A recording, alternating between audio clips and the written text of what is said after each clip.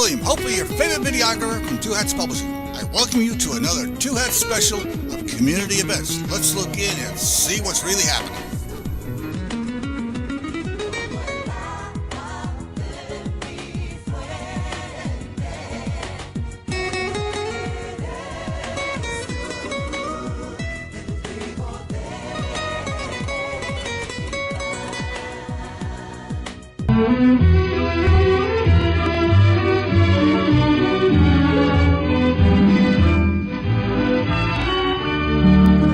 Welcome to Lambda Weekly. I'm Dave Taffet here in the studio with Lerone Landis. The late Patti Fink is extremely late this week. She'll be here next week.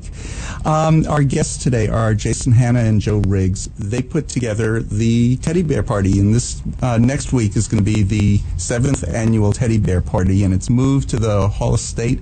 This has gone big time. Yep. And this year we need to collect at least twice as many teddy bears as we did last time.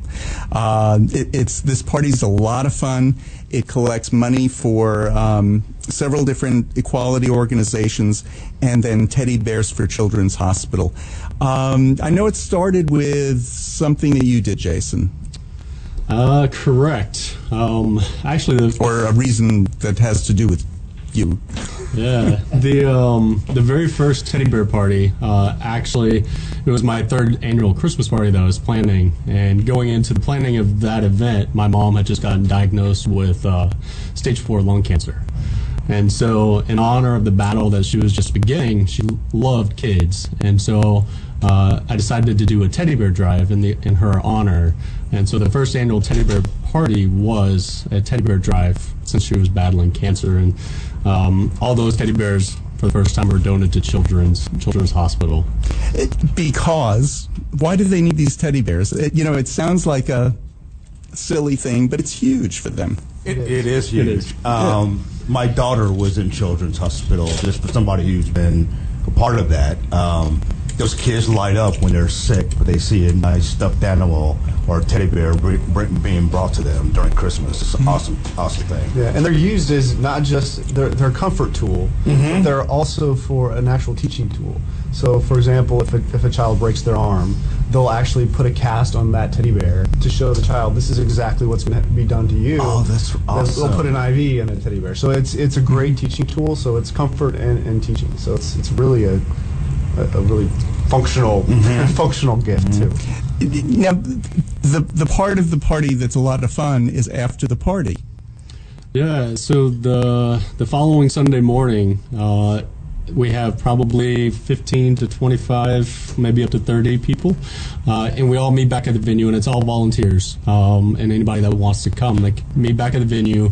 We count all the teddy bears, we load them up in a big U-Haul, and we all caravan to Children's, and one of the hospital administrator comes out, welcomes the group, and then accepts all the teddy bears, and then she gives an overview of how these teddy bears truly impact the lives of the children going through their hospital. But bringing the teddy bears into the hospital, and I did it last year, it was a lot of fun. We brought the teddy bears in, and as I'm carrying an armload of teddy bears, the little kid came over to me and said, "Oh, can I have one?" So I just kind of snuck one out of my pile and handed it to her. Well, it's a kid who's in the hospital. Right, exactly. We're going to say no. No, I can't give you a teddy bear, kid. Go away. But so we collected all of them and brought them down to this, what is a meeting room, I guess. But there's this big staircase going from the ground floor down to this meeting room, and the pile of teddy bears went up to the 2nd floor. It was just wonderful to see that many. And you'd be surprised, those teddy bears do get used, all of them. How many did you say they go through a month? So Children's, they say they go through approximately 3,000 teddy bears per month. That's a lot of bears. It's a lot of bears. It's a lot of sick children. kids. A lot of children. Yeah, I mean, that's really what it represents. These kids, we heard several stories from the administrators last year about some of these kids who they had their teddy bear with them when they were going through chemotherapy. They had their teddy bear with them when they're going for an MRI, and an MRI is one of those things. I couldn't do it because I get so claustrophobic, but for a kid, who something happened to, that's frightening. You have the teddy bear to clutch. So it really is, like you said, a comfort thing for them. Last year we had, if you recall, a family actually get up and speak, and I think their son was 6 or 7, and he had a brain tumor, and he had gone through Children's for the surgery and the treatment, and he got a teddy bear while he was going through, and now he is a functional child in regular school, but he takes that teddy bear with him wherever he goes. So it really has had a significant impact on his life. Yeah. So we need twice as many teddy bears as last year because they're not getting enough from donations that the hospital is still buying them. And I hate to say it's a waste of money. It's not a waste of money at all, but they could be using their money for better things. And it's real easy for us to get teddy bears. So last year, we've talked about several things that we've done through the Brian Fund, which we started after my husband Brian died. And Brian got an award from Black Tie Dinner for his volunteering. And I keep running into different things that I completely forgot about when we made the video. And I forgot about this one. So we went to Walgreens the night before the party and started shopping for teddy bears. And so we filled one shopping cart, we filled the second shopping cart, and Brian's like, but there is still more on the shelf. And I said, you realize we have to pay for all of these? Right. He said, yeah, but what if a kid doesn't get a teddy bear because we didn't buy it and there was one available and it was on the shelf?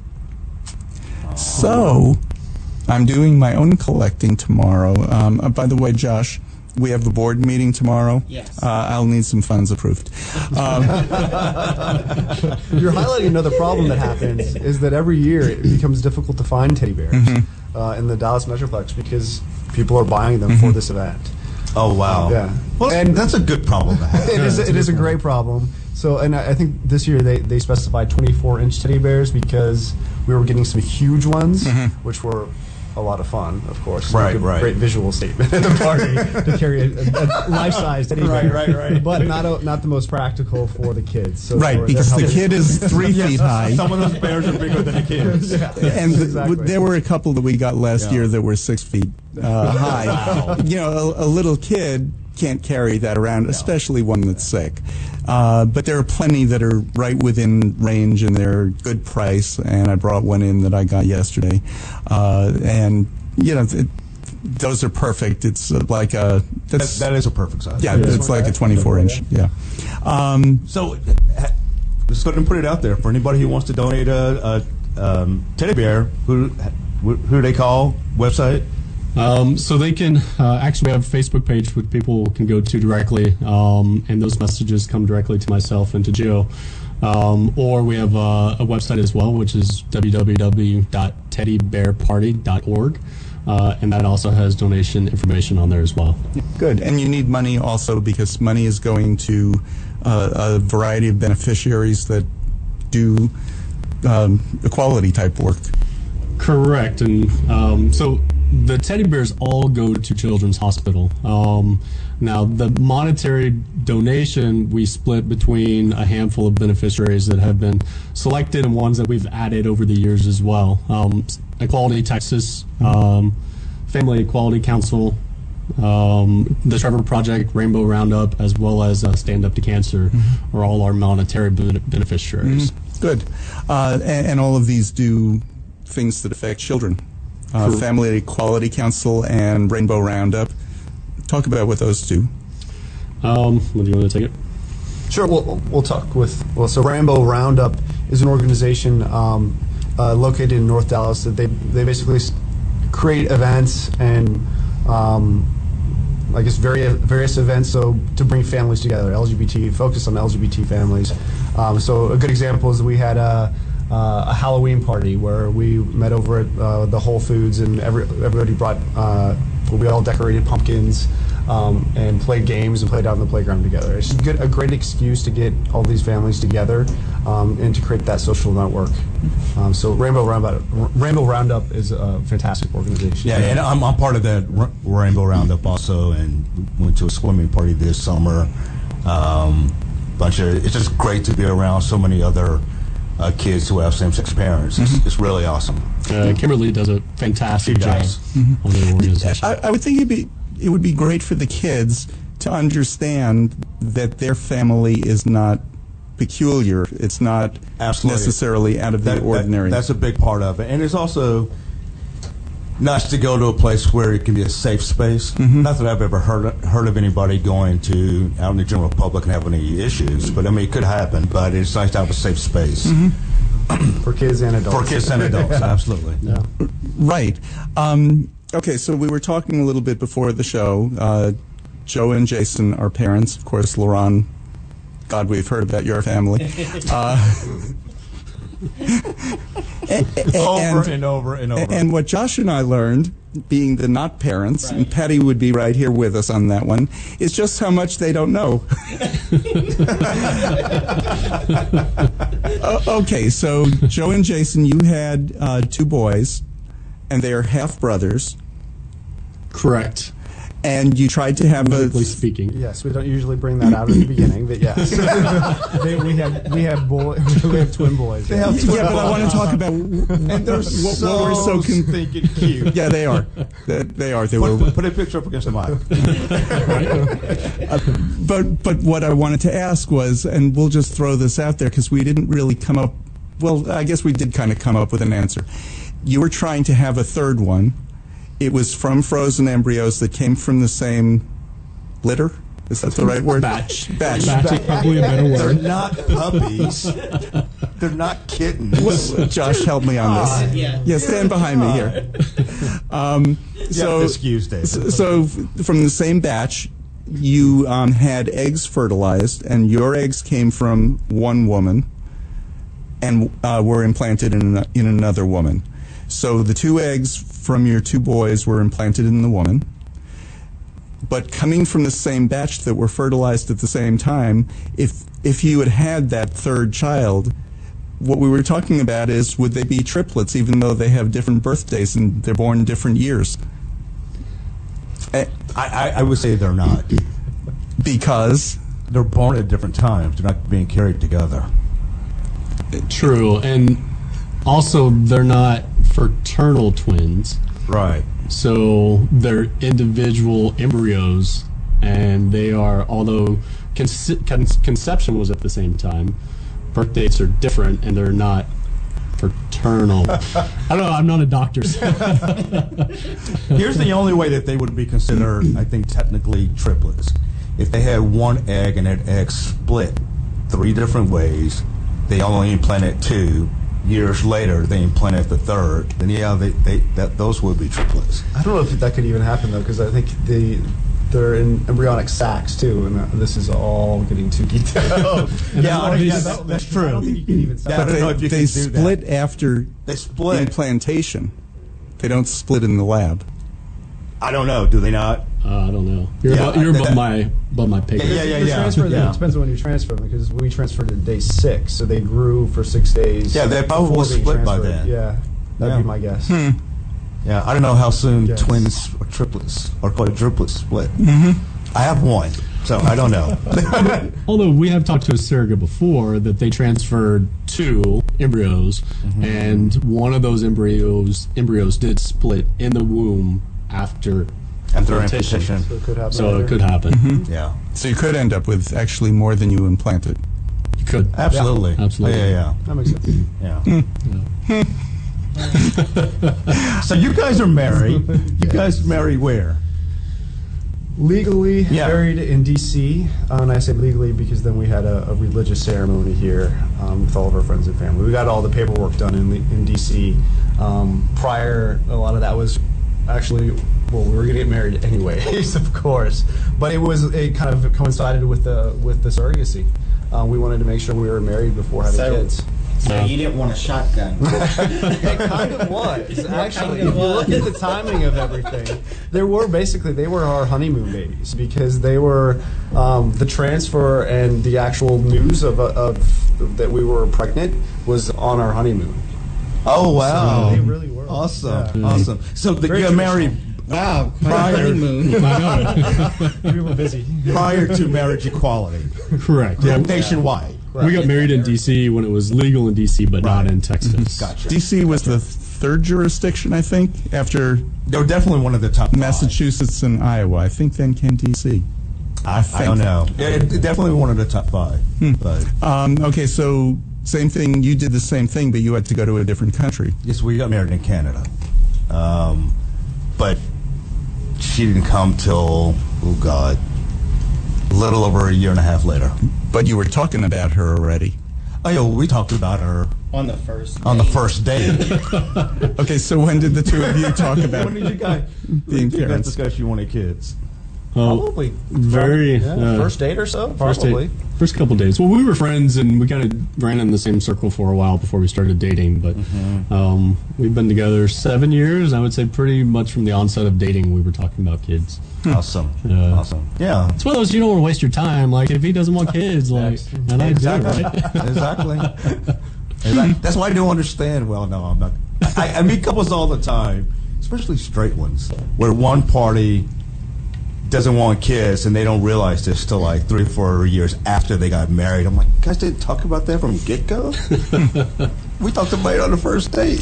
I think in gay couples, you don't talk about it, or if you do talk about it, it's because you do want kids. Because I think still the assumption is you're not going to have kids. Maybe that's not the assumption anymore. Yeah, and if you're straight, you're probably going to have kids. And so you should talk about I not see what wanting you're them. saying. It's the default. Yeah, I see what you're So we have a different default there. Traditional assumption right. of Yeah. what's going to happen. I don't know, So but that's what I'm doing wrong on dates. I'm immediately saying no kids. You gotta say you want kids. You gotta say you want kids. That's too funny. And I just say, I'm too old for kids. So, Never.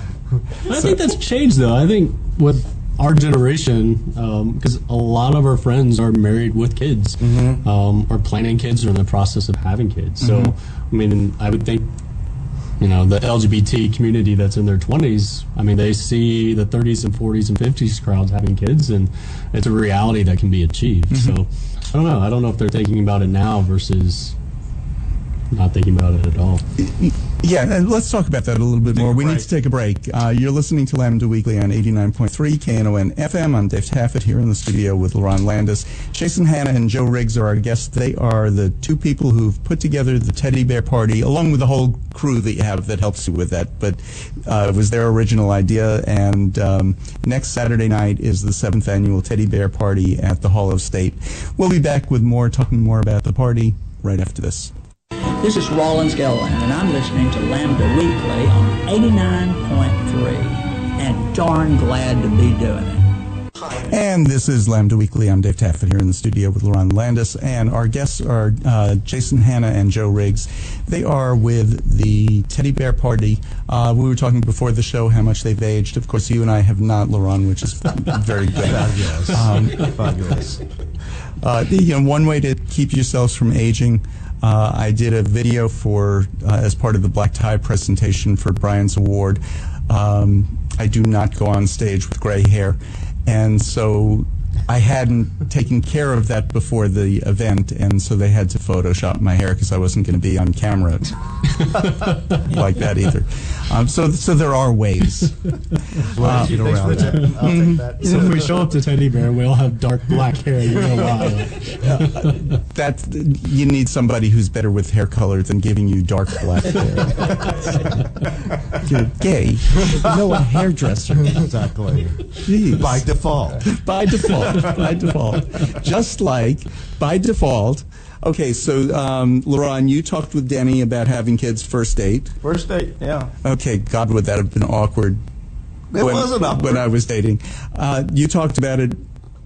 First date or two. First date or two, yeah. Yeah. And how LGBT couples have kids, has changed tremendously. Because when I was in college, I'd talk about, maybe someday I'll adopt. And that wasn't unreasonable at the time. And then I got into my 30s, and it was, maybe someday I'll adopt. And then I got into my late 30s, and it was, I'm getting too old to adopt. And then now that I'm in my extremely late 30s, I'm way past the point where I'd want to adopt.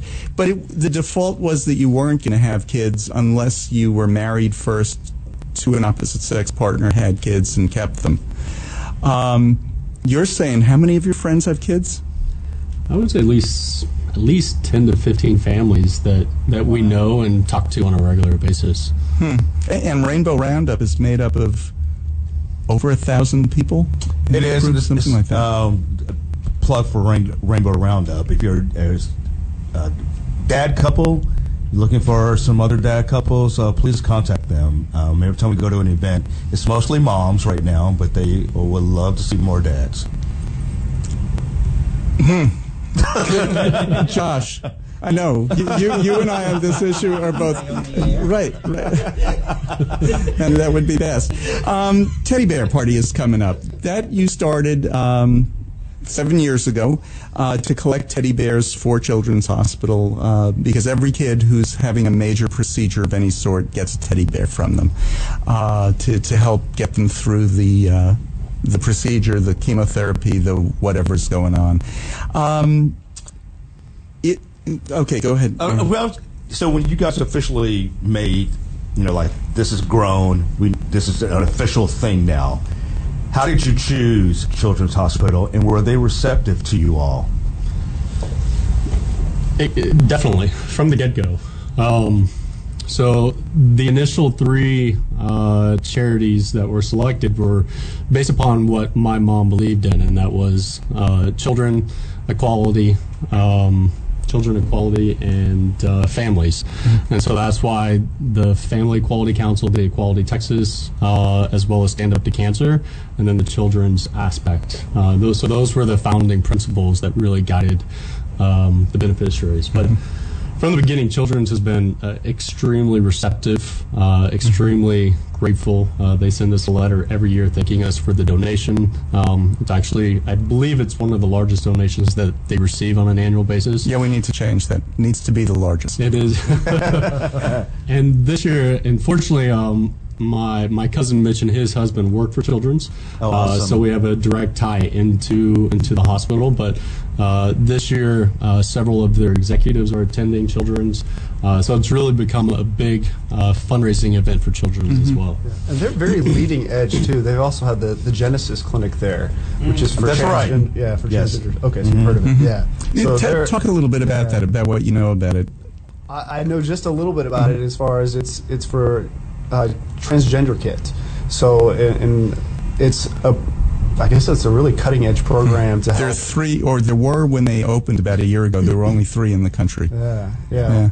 And actually, that doctor that leads that clinic I think she's attending the party this year as well. Oh, awesome. So yeah, they're very leading edge, and it's very exciting to be partnering with them. Yeah. Again, going back to my daughter, she was hospitalized at Children's when she was about 12 months old, and I remember at one point the nurse came in and Danny had gone to the restroom, and we never mentioned our status as far as married, not married, partner, boyfriends, whatever. She just came and she goes, "Oh, where'd your husband go?" And I just kind of went, "Oh, he went to the restroom." I'm like, "How did you know we were married?" And she goes, "Oh, I just kind of assumed you were." And it was just like, it was no big deal. You two are together, you have a kid, I'm assuming you're married. And she was correct, but we never told her that. Well, and that was before marriage equality in Texas. Way before marriage equality. So I just thought it just made me feel so more relaxed and like, okay, they really are accepting here. It's a great place. Yeah.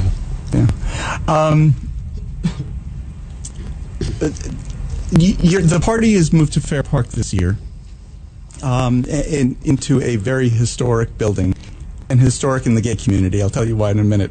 But last year it was at an event venue on Cedar Springs. Tell us about how the party went from just a house party to an event venue, and now to the Hall of State, which is it's my favorite building in Dallas.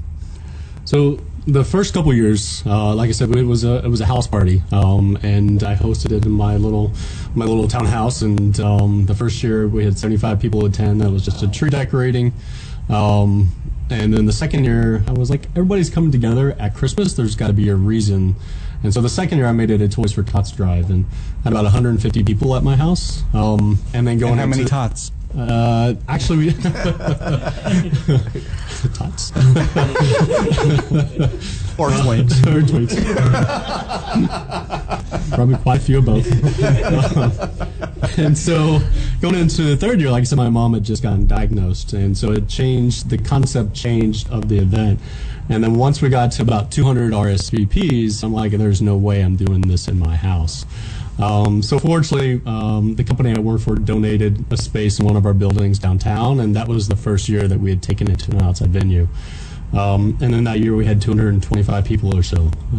And then just every year, year over year, word of mouth gets around, and it's just grown to where we average probably 550 to 600 people every year now. So it's taken on a life of its own. So went to an event venue on Cedar Springs right up at Mockingbird, and you moved it to Hall Estate. Tell us about that move. It's one of those that the recommendation for that space came to us, and then I went and toured it with Icon Productions, Rick Gantley, who's producing Teddy Bear this year, and absolutely fell in love with the venue. Like you said, it's a historical venue. The architecture is incredible, and we think it's going to play very well for the DJs as well as our guest performer this year. Yeah, we're taking it up a level this year too. We've got the Perry twins that are the DJs, and then we've got Christine W. coming in. Awesome. Yeah. And so she's going to perform later in the evening, but I didn't know this, but she was Billboard. She was named one of the top 3 dance artists of the decade, behind Madonna and Beyonce. So she's a pretty big name. So really excited, and hopefully that'll draw. Not that big a name. crowds. It's only one letter. But I guess Beyonce's even shorter. So we'll give it to her. But that's an excellent point, because typically Teddy Bear is from like 8 to 12. So we kind of have our rush between like 9 to 11, and then most people kind of scatter out to go back to the Boulevard, the Strip, go to Roundup, finish out the night. And so this year we wanted to change it and keep it more of a destination. So Teddy Bear starts at 8, and this year we're taking it until 1 a.m. And then Christine W. goes on 11. So once she goes on, she does her performance with her dancers. Then we'll slowly transition it into more of a dance vibe. That'll go till 1 a.m. this year. Which means we need a lot more alcohol, because it is open bar. And Vector. Yeah, Vector is our bar sponsor this year, providing the alcohol. So, but in the past we have run into issues where we run out of alcohol. It's a good time. Okay, so Lerone, you've had parties, right? You have. Okay, so they're talking about things like they have a producer. Do you have a producer at your parties? I'm the producer. Yeah, okay. And bringing in talent from out of town, you do that, yeah? Actually, we let the kids be the talent. Yeah, okay. There you go. That works. Yeah. But here's what's interesting about, it's growing so big, and you have, actually needed another venue. More and more gay couples, or just even gay individuals, are having kids, but by and large, most of the community, gay individuals do not have a child. So, but you're having somebody come for the purpose of a kid. That's really interesting and great, because I think a lot of people wouldn't expect that from the gay community, because they typically don't have kids. And see, there's where I disagree with you.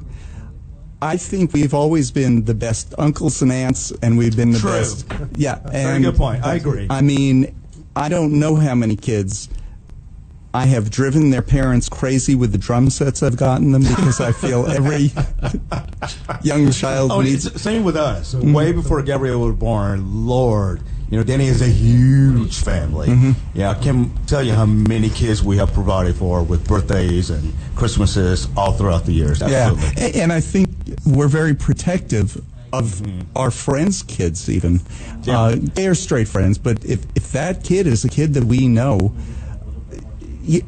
don't even think about doing anything that's going to hurt that kid ever. Yeah. I mean, I can't tell you how many times I've had a discussion with a parent, their kid's being bullied, and straight parents too, their kid's being bullied. Well, do you want me to walk into that school, and if the principal won't do anything, I'll go to the school board? Yeah. Because, but you get to know people, and we're not putting up with that. Right. It's okay, we'll take care of it. We'll say, no, not okay. Yeah. But I think we know that. But I think some people on the outside may not realize that gays are very much still concerned about children, even though if we don't have ones of our own. And actually, you're raising a great point. One of the organizations that's one of our beneficiaries, the Family Equality Council, who does an amazing job on bringing and educating the public on, hey, we've got LGBT families that need support, and they need all the help that straight families have too. Absolutely. And raising awareness. So they're one of our. They actually, when we were going through our surrogacy and our adoption order was initially denied by a judge, the Family Equality Council is one of the organizations that stepped up and helped us navigate that. So, Gotcha. Amazing organization. That's one of our primary beneficiaries this year. Well, actually, in the past, I think every year since the onset. Yeah. So being a parent, the fact that this is raising not money, but the teddy bears for kids. When I first heard that, it never occurred to me that wasn't an obvious thing for us to be doing in our community. It just seemed like a natural, and it was not until I even thought it through that I'm thinking, okay, we don't have our own kids, but we take care of the kids in the community. I mean, we're the first ones to say it's always everybody else, conservatives, who hate all taxes. Oh, we shouldn't be paying, shouldn't you be arguing against school taxes? You don't have kids.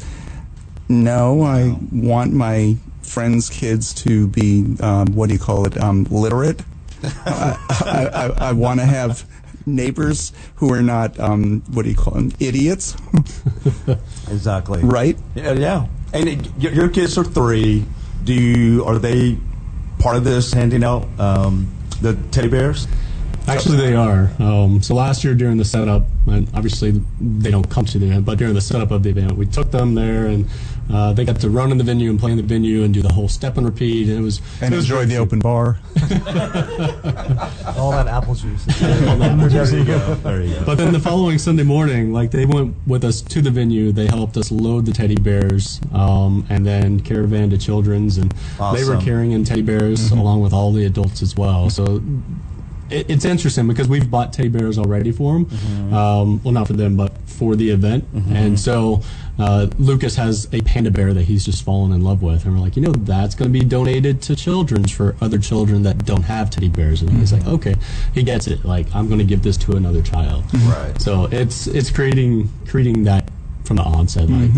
They buy into it very well. And you said one of yours had been in Children's Hospital. Yeah.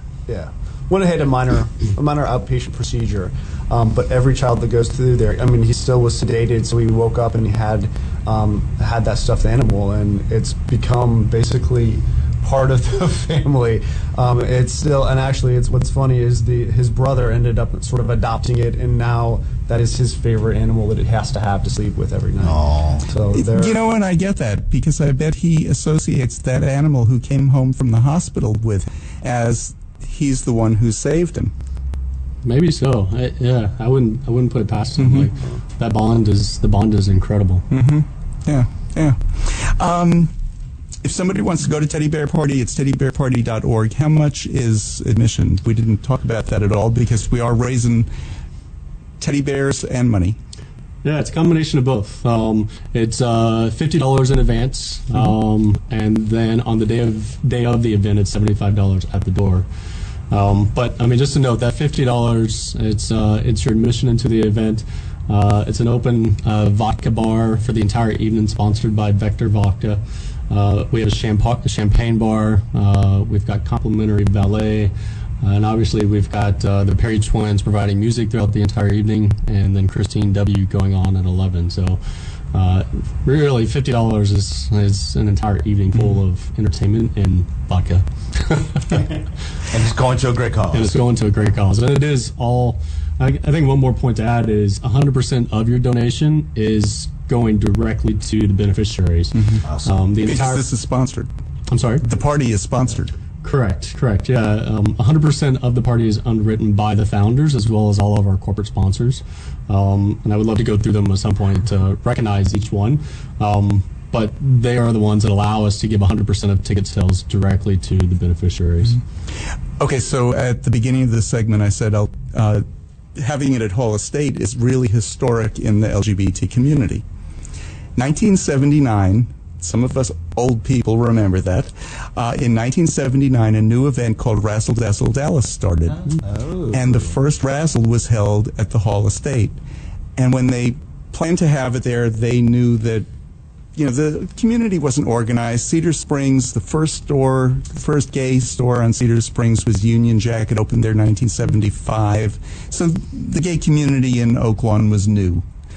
So this group of, I don't know if you'd even call them activists yet because we hadn't had AIDS, but I guess they were activists, got together. They decided to put on this big party called Razzle Dazzle Dallas because by then, you know, Stonewall was 1969. This is 10 years later.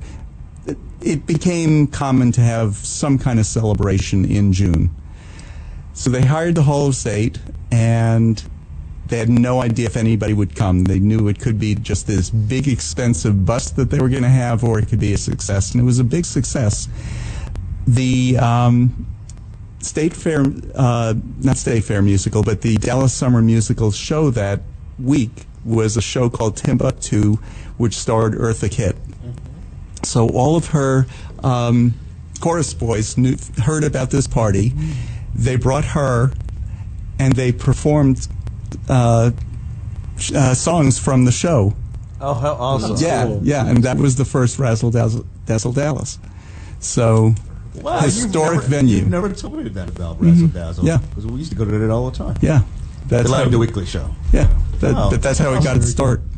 And it ended just a few years ago. You know, some Maybe parties maybe parties and events have their lifespan. Yours is just getting going, really. But it's a great venue. And my favorite thing is the Diego Rivera murals. The only other murals by Diego Rivera that are on that scale are in Rockefeller Center in New York. So it's just a great building. You're listening to Lambda Weekly on 89.3 Knon FM. I'm Dave Taffet here in the studio with Lerone Landis. Our guests are Jason, Hanna, and Joe Riggs. They are the founders of the Teddy Bear Party, which is next Saturday at the Hall Estate, and we'll be back with more right after this. Hi, this is Valletta Lil, and I listen to Lambda Weekly. I hope that you will too. And this is Lambda Weekly. I'm Dave Taffet here in the studio with Lerone Landis, and Jason, Hanna, Joe Riggs are our guests. They are the founders of the Teddy Bear Party. Lerone, you were just asking a question that I didn't I quite wanted hear. to know, were you guys really, sounds like you're one of a kind. Do you know of any other organizations that donate teddy bears for Christmas or anything else? I don't know of any specific organizations that do it. I know the Teddy Roosevelt organization, I know that they collect teddy bears, but I don't know if there's an actual event that they put on every year versus just kind of an annual ongoing fundraising. Unless you know of anybody, I'm not sure. Hey, that makes you guys all the more special.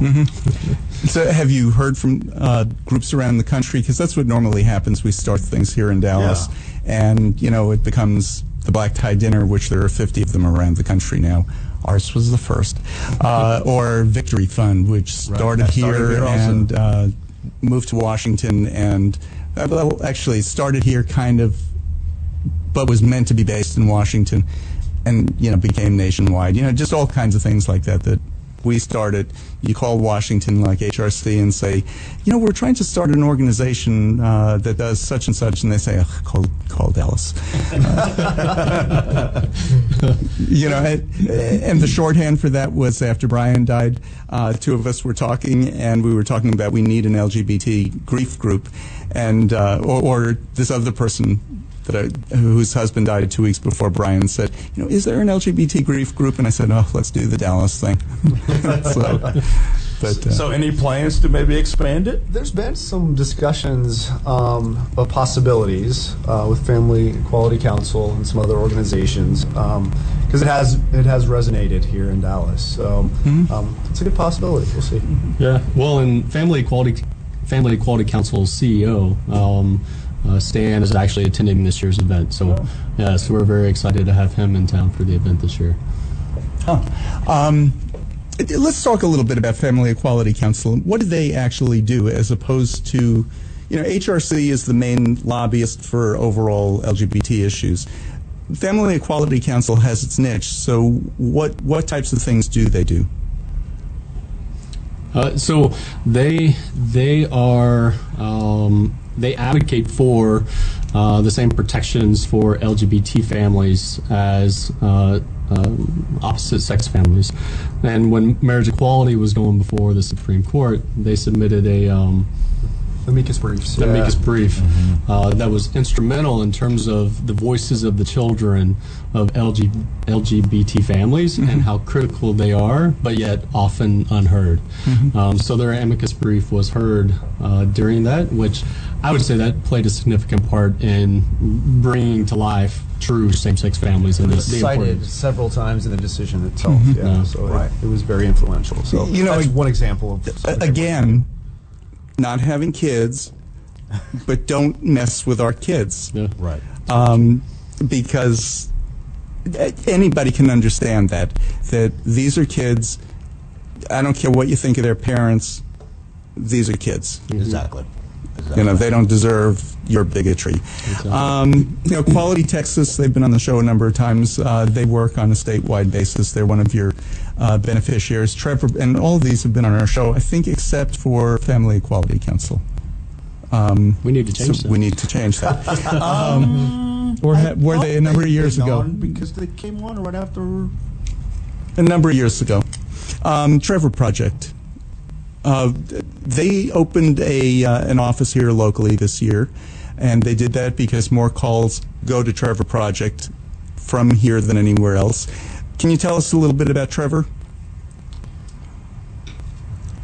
I know you're not spokespeople for the organization, but as people who are donating to them, why did this one strike a chord with you?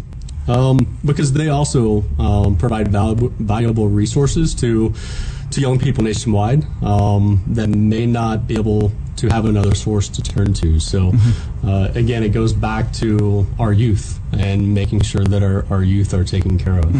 And for those who don't know, have never heard of Trevor Project, it is a hotline. It's a hotline for, it's prevention service for suicide, and because LGBT youth make up the largest amount of suicides in the country, even though they only make up a very small percentage of all youth. So I would imagine that a lot of their calls are not even suicide related, but kids who are making the call to Trevor early enough so that they don't even get to that point. Well, yeah, hopefully. Yeah, absolutely. So A voice to lean on. Yeah, right. Yeah, when you don't have a supportive family, you don't go to a supportive church, your school is not being supportive at all. We're kind of in a bubble here in Dallas where just about every school where the kids have requested one, there's a gay-straight alliance. There are, supportive teachers in the schools. That doesn't happen everywhere. You live in Garland. I live in Garland. You guys live in Plano, and I belong to a couple of gay dad groups on Facebook, and they're always surprised when people identify or tell that, hey, I live in Dallas or anywhere in Texas, and there's some of the people that live up north or in California, that there's so many gay dads here in Texas. I'm like, yeah, we're here. The number one city for gay parents is San Antonio. Yeah, number one in the country. Yeah, it is. But I think it's just that, oh my God, Texas, so red. They probably have very few gay people, let alone gay parents. So that's not true. But they want to ask, and I'm curious of other gay LGBT parents in Texas. How have your experiences been so far, especially when the kids go to school? And yours are right at the beginning in preschool. How's it been so far with the administration?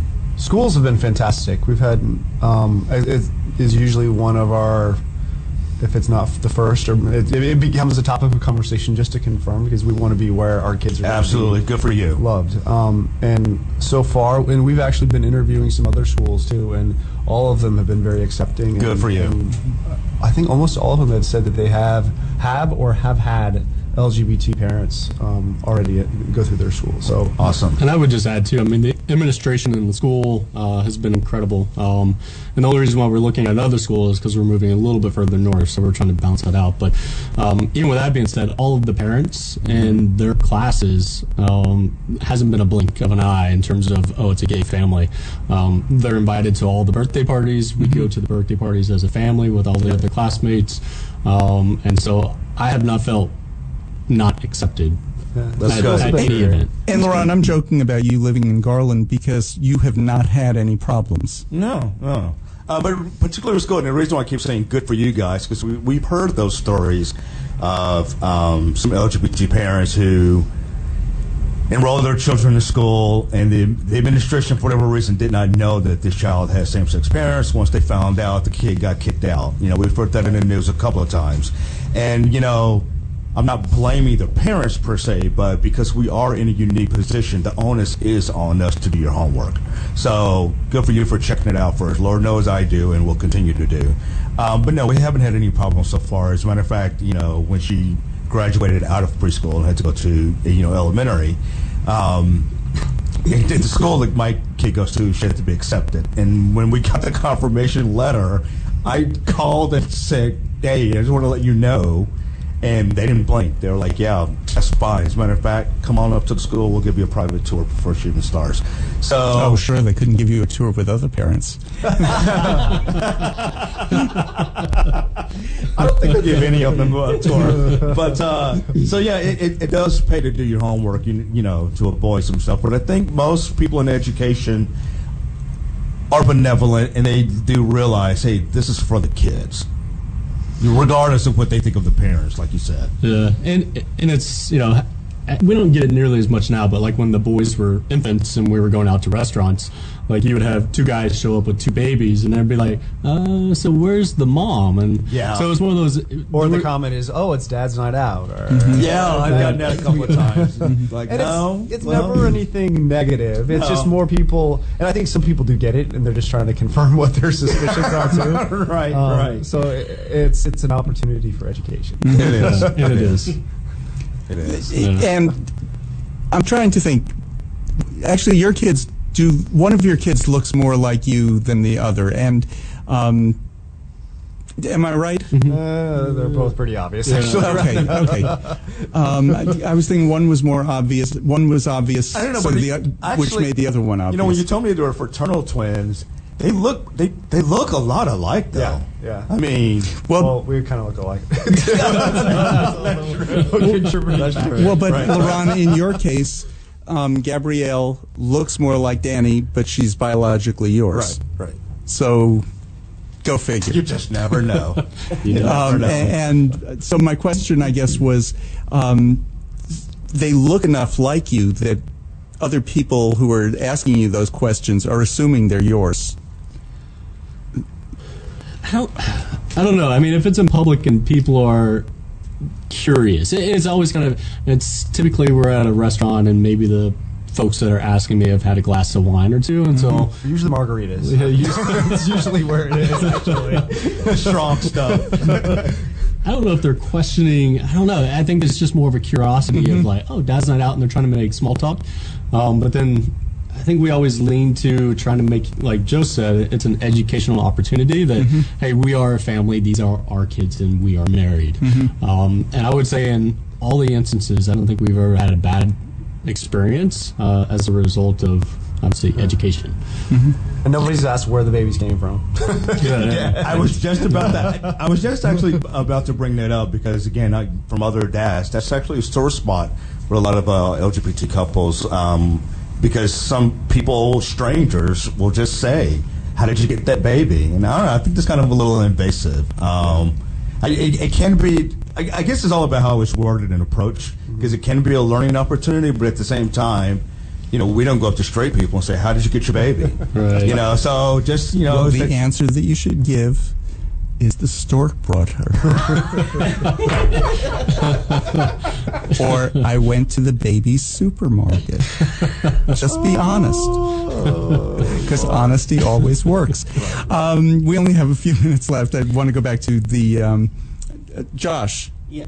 You're dying to jump in. Well, I was just going to ask, so do you all need volunteers to help you? Obviously this week and next weekend, but even throughout the year, I mean, what do you all do or need done? So, correct. Yeah, if there is anybody that is interested in volunteering, either this coming Friday or Saturday, there are some things that we could use some assistance with. Setup type things. And so they can reach out to us through the website or through Facebook. Mm-hmm. But even throughout the year, we've gone from just an annual event to doing quarterly events. And those quarterly events are on a much smaller scale, much more intimate. And so there's always assistance that could be utilized for those quarterly events as well.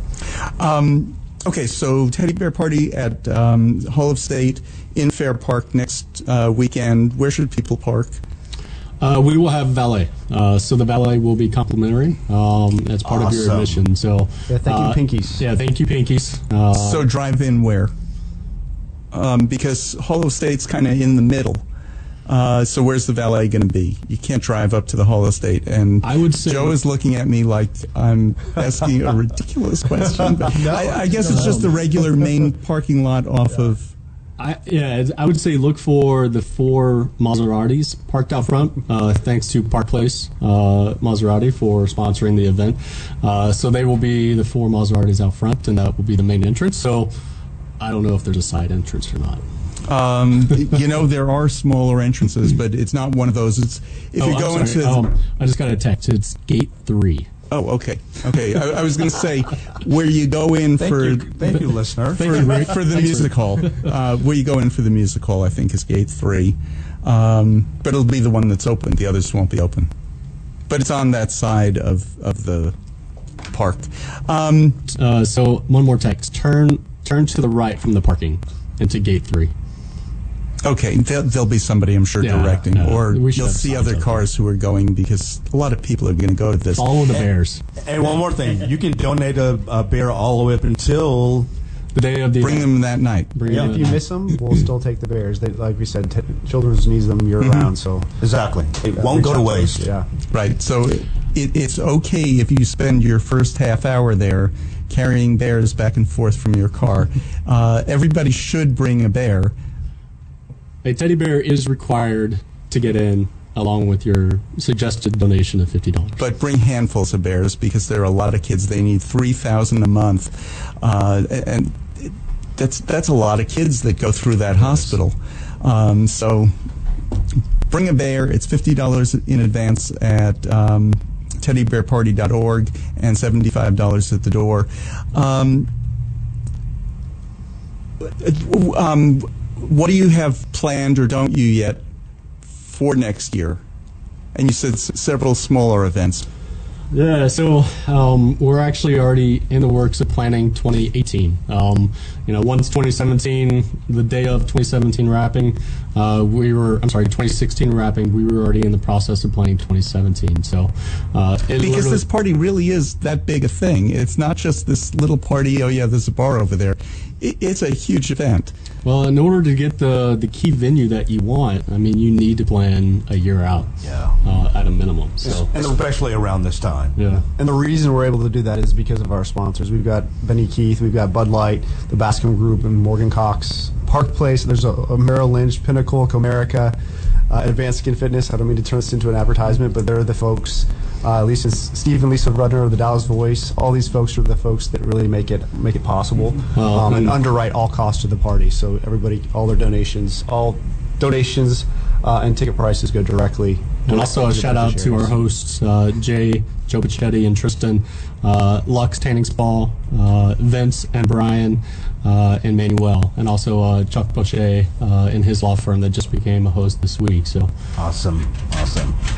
Well, guys, we're coming up on the end of the show. We are coming up on the end of the show, so I will see you at the party this weekend. I have 2 roommates who are going to come with me, and my whole office is going, actually. So awesome. We will see you there. And I guess I'd be able to get, because it falls on my daughter's birthday, so hopefully I'd be able to get over there and she can help you. You need to bring her on Sunday morning. I am. I'm going to really because it is that part of it just is a lot of fun. She will love it. Yeah. And we will see you at the party next weekend, and let's hope we get twice as many bears as last year. I need to get over and wipe out the store shelves before other people do. Thank you. So, Thank you guys very much. Good, thanks. Thank you all for having us. We'll see you next Saturday, and then we'll see you back next year for next year's bigger event. Sounds perfect. Excellent. And we'll see you next week on Lambda Weekly. This is William, hopefully your favorite videographer from Two Hats Publishing. I hope you enjoyed this video. If you like it, please leave comments below, or like, follow, or subscribe to us and get notices of all our videos. We love it, even when you call.